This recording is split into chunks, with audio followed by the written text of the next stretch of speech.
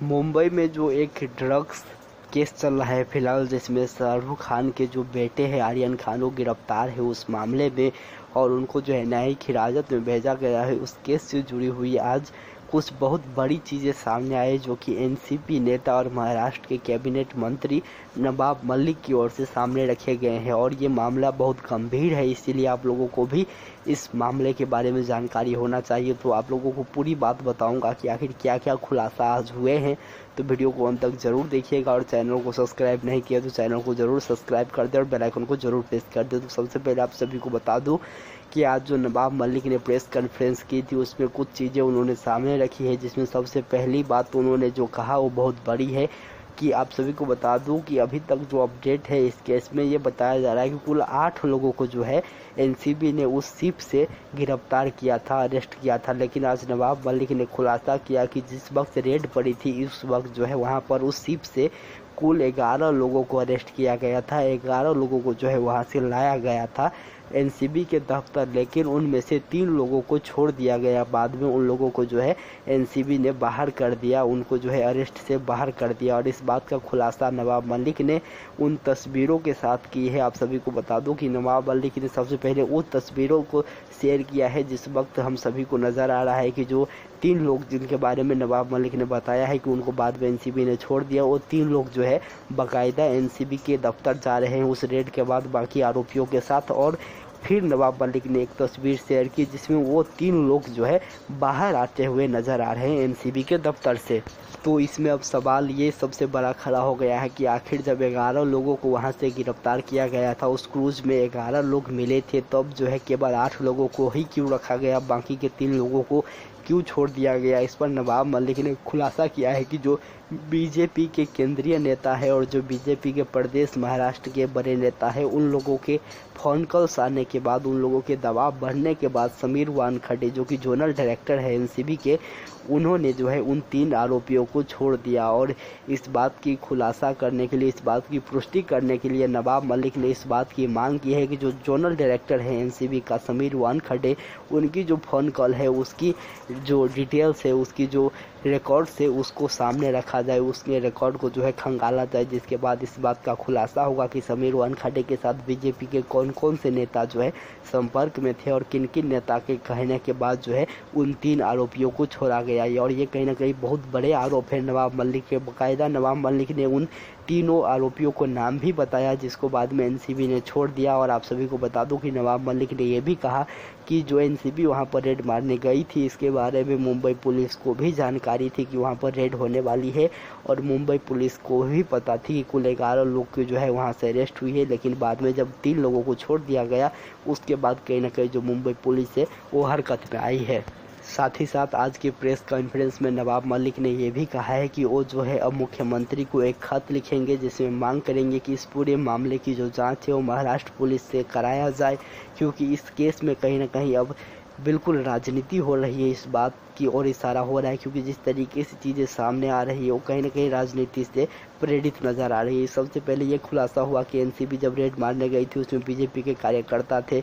उसके बाद अब ये खुलासा हो रहा है कि 3 लोगों को छोड़ दिया गया था जिसको रेड के दौरान अरेस्ट किया गया था, और बाकी के 8 लोगों को ही रखा गया। तो आखिर क्यों छोड़ा गया, किसके दबाव पर छोड़ा गया, किसके आधार पर छोड़ा गया, ये सारी चीज़ों का जवाब कहीं ना कहीं ढूंढना होगा। आप सभी को बता दूं कि नवाब मलिक की इस प्रेस कॉन्फ्रेंस के बाद एनसीबी ने भी एक प्रेस कॉन्फ्रेंस की थी नवाब मलिक के जवाब देने के लिए, जिसमें एनसीबी ने सिर्फ इतना कहा कि नवाब मलिक ने जितने भी आरोप लगाए हैं वो बेबुनियाद है। एनसीबी सबूतों के आधार पर काम करते हैं और सभी आरोपियों के खिलाफ एनसीबी के पास जो है पुख्ता और पर्याप्त सबूत है। बस इतना कहकर एनसीबी ने अपना पलड़ा झाड़ लिया। लेकिन जो आरोप लगे हैं कि 3 आरोपियों को छोड़ दिया गया, क्यों छोड़ा गया कि नहीं, इन तमाम चीज़ों पर एनसीबी ने कुछ भी नहीं बोला है। तो कहीं ना कहीं इससे आप लोग समझ सकते हैं कि एनसीबी के फिलहाल कुछ समझ में नहीं आ रहा है कि उनको क्या करना चाहिए, क्या बोलना चाहिए। क्योंकि इस केस को अगर आप देखेंगे तो ये केस बिल्कुल हल्का नज़र आ रहा है। एनसीबी के पास कोई सबूत नहीं है, कोई गवाह नहीं है, कोई रिकवरी नहीं है,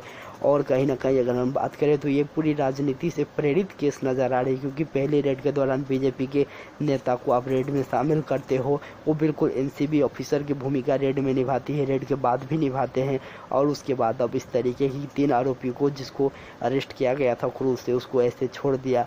ये तमाम चीज़ें ऐसे हैं जो कि कहीं ना कहीं अब संदेह पैदा कर रहे हैं, और कहीं ना कहीं ये बात लग रहा है कि बिल्कुल जानबूझकर आर्यन खान को फंसाने की साजिश है, और कहीं ना कहीं शाहरुख खान को बदनाम करने की साजिश है, बॉलीवुड को बदनाम करने की साजिश है, और इस बात को साबित करना चाह रही है कि कहीं ना कहीं बॉलीवुड में जितने भी लोग हैं वो सारे लोग कहीं ना कहीं ड्रग्स का सेवन करते हैं। इस तरीके की चीज़ें अब कहीं ना कहीं बिल्कुल लग रही है, और ये तमाम जो चीज़ें हैं वो फंसाने की, और कहीं ना कहीं लग रहा है कि ये साजिश के तहत पूरा जो कांड है वो हुआ है, जो रेड है वो हुआ है।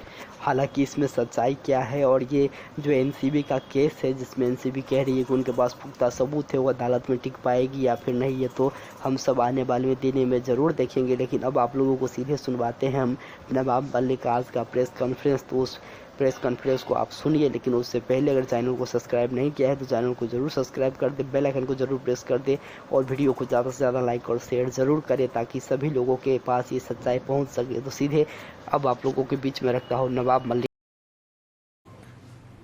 पहला व्यक्ति ऋषभ सचदेवा, जो प्रिंटेड शर्ट है पहना हुआ, ये भारतीय जनता पार्टी के युवा मोर्चा के जो अध्यक्ष रह चुके हैं मोहित कंबोज, जिन्होंने अपना नाम बदला, अब मोहित भारती हो गए, उनके ये साले साहब हैं। इसकी भी कुछ हम पूरी तस्वीरें आपके सामने रखते हैं।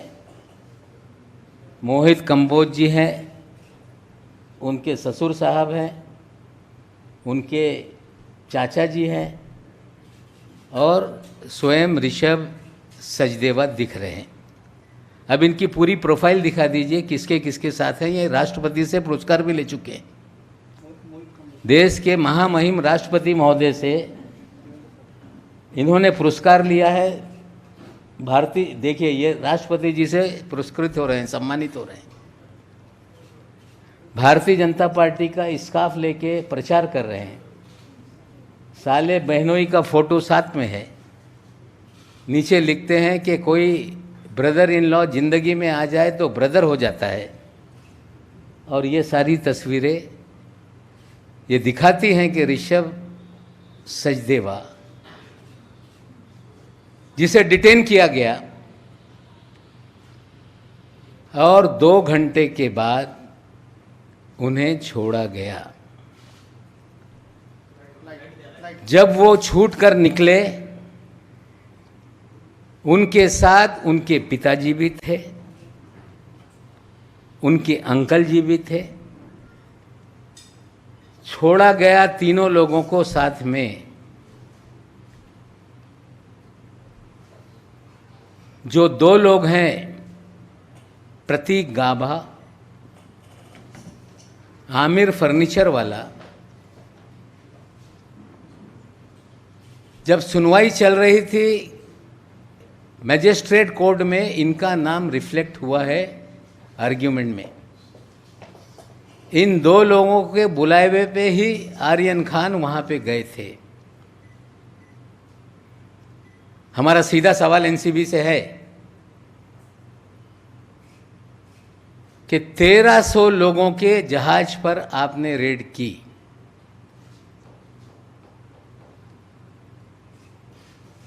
रेड आपकी 12 घंटे तक चली। उसमें आपने 11 लोगों को सिलेक्ट करके आपने डिटेन किया। डिटेन करने के बाद आपने इन सभी लोगों को एनसीबी के कार्यालय में पूछताछ के लिए लाया। ये 3 लोगों को छोड़ने के लिए किसने आपको आदेश दिया, इसकी जानकारी एनसीबी को देनी पड़ेगी। हमारी जानकारी है कि भारतीय जनता पार्टी के दिल्ली से लेकर महाराष्ट्र तक नेताओं ने फोन करके ऋषभ सचदेवा को छोड़ा जाए, ये आदेश दिया।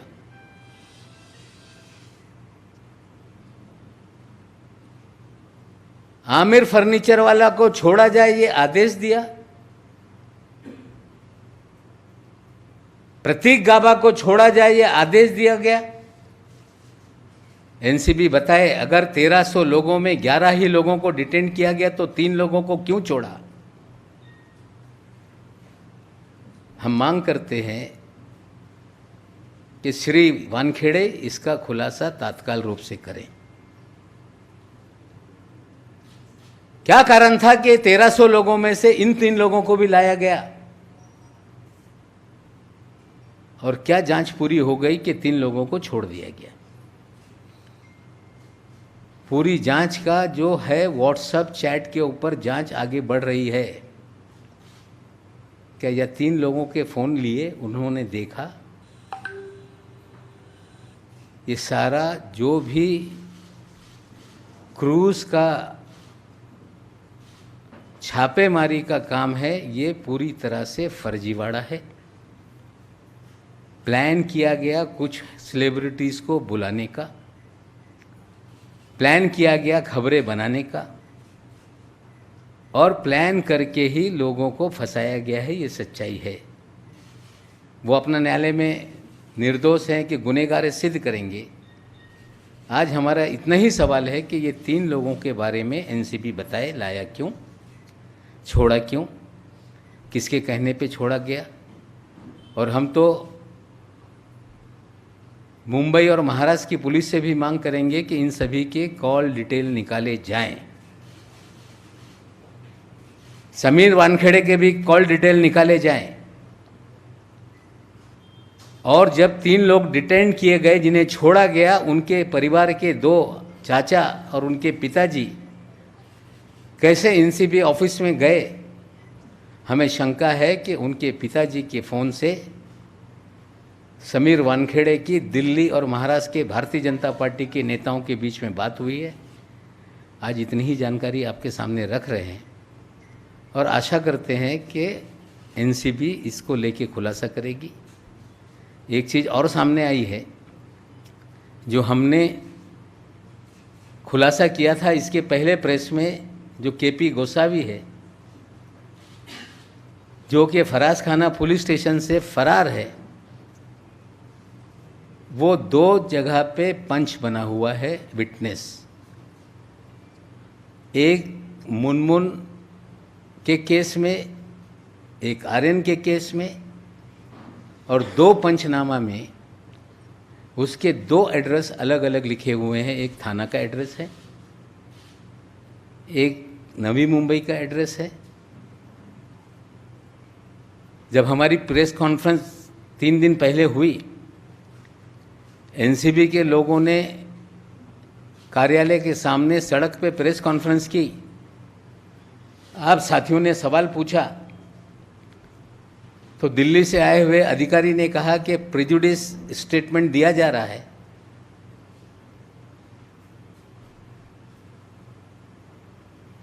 कहा जा रहा है कि नवाब मलिक प्रेजुडिस है। मैं आज फिर दोहराता हूँ कि हमने हमारे घर के दामाद की गिरफ्तारी पे कभी भी कोई सफाई नहीं दी थी। लगातार बीजेपी के नेता बोल रहे हैं कि नवाब मलिक के दामाद को पकड़ा गया इसलिए नवाब मलिक सवाल उठा रहे हैं। मैं आज फिर खुलासा करता हूं कि टाइम्स ऑफ इंडिया के आप नवंबर 2020 के अखबार खोलें। जब जब इस तरह के सेलिब्रिटीज़ की गिरफ्तारी हुई, मैंने उस वक्त ही कहा था कि ये काम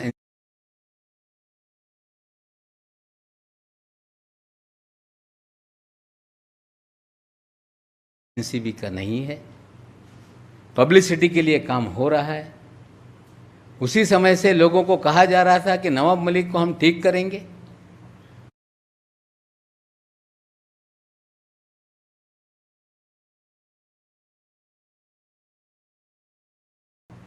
आपने किया है, निर्दोष है वो, निर्दोष अपना जो भी है उसका दामाद सिद्ध करेगा।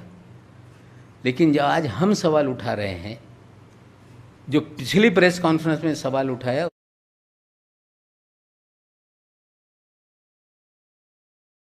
उसका जवाब से लोग भाग रहे हैं। आज फिर हमने सवाल उठाया है, उम्मीद करते हैं कि एनसीपी उसका जवाब देगी।